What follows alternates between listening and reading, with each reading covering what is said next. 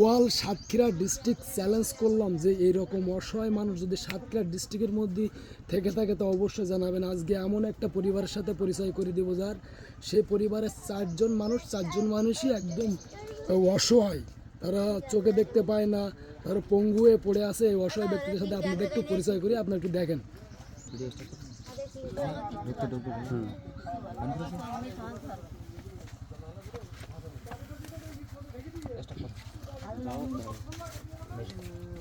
পরিবেশ নেই, এই একজন অবস্থা দেখেন, এই একজন প্যারালাইসিস হয়ে পড়ে রয়েছে, এই একজন দেখেন চোখে দেখতে পায় না, খুবই অবস্থা।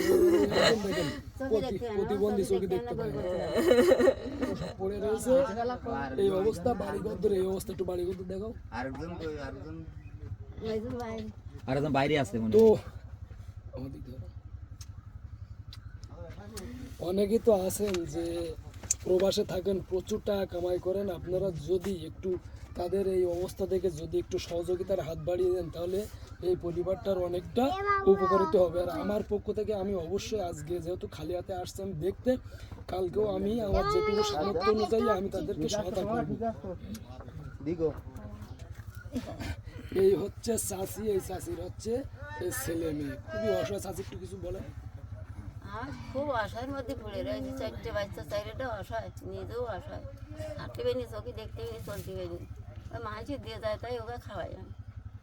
ঠিক আছে চাচি, অবশ্যই আপনার জন্য ভালো কিছু হবে, আল্লাহ আল্লাহ করেন ইনশাআল্লাহ।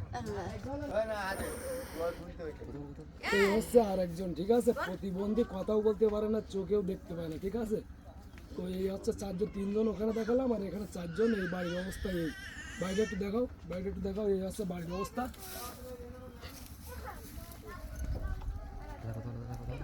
অনেক টাকা মানুষ এদিক ওদিকে নষ্ট করে, যদি অসহায় মানুষের একটু সহযোগিতার হাত বাড়িয়ে দেন তাহলে এদের অনেক উপকার হবে।